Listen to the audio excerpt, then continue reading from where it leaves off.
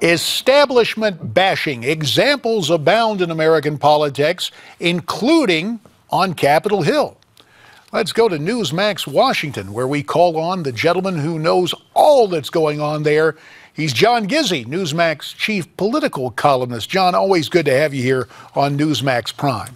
And last week... Always great to be here. It's marvelous to have you. I don't know if the Senate cloakroom on the Republican side is quite as happy as we are to see one another, especially in the case of Ted Cruz and Majority Leader Mitch McConnell. It was a week ago today the Texas senator went to the floor accusing the leader of lying. Meantime, on the House side, you saw Congressman Mark Meadows make a motion to vacate the chair, getting rid of John Boehner.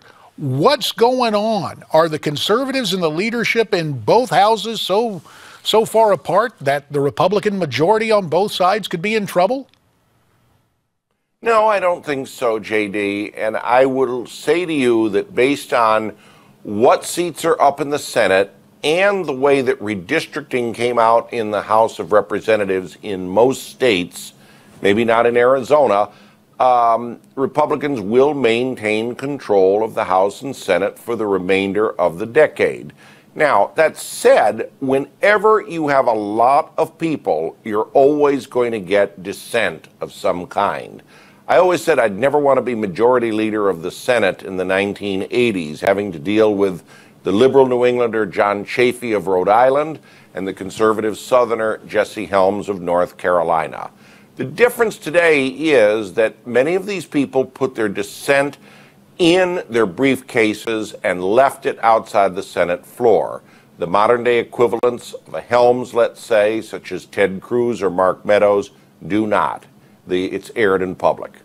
But there is another real problem. Yes, Mr. Obama is president, but I can remember a few years ago, in the process of recovering from my time in Congress, I advised my old colleagues that the base will not punish you if you try and fail, but they will punish you if you fail to try. And especially on the trade agreement and on Mr. Obama's executive amnesty, there are a whole lot of upset people far away from Washington, D.C. It's affected congressional approval overall.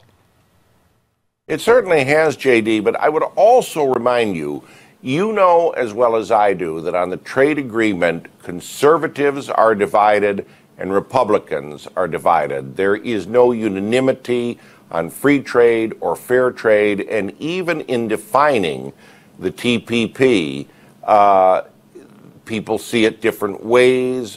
Some say it's sending jobs abroad. Others say it's making us compete with China.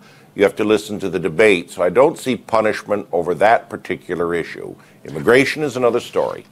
And, well, we will keep our eye on what happens with the congressional races, even though presidential politics remains front and center this week. John Gizzi, as always, we do appreciate your time. Now, it's time to hear what's on your mind via social media. Our first comment comes from Crystal, who writes in about illegal immigration. Quoting from her statement, "I'm stunned at the foolishness of politicians. While we're saying Social Security will end in 2016, we're opening an endless border run to illegal aliens. Who can afford to feed, house, and pay for health care for them when we can't even support our own legal citizens?" Next, it's Mike, who's writing in about Donald Trump.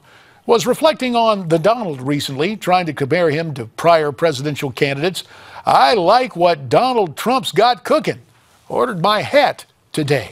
Finally, we hear from Carrie, who writes in about my exclusive interview with Mike Huckabee. She says, "I've enjoyed your interviews with Mike Huckabee on this week's program. I agree with Mike Huckabee." Thank you, Carrie. And if you want to see more with Mike Huckabee, be sure to be here Monday afternoon. A Newsmax Prime special, a conversation with Mike Huckabee. It premieres Monday afternoon at 3 Eastern and high noon Pacific time here on Newsmax TV. We thank you for your comments. If you want to weigh in, you can do so via email, Facebook, Twitter, and our website, newsmaxtv.com/comments. That'll do it for tonight and all this week. See you Monday. Stay brave, stay free, stay tuned.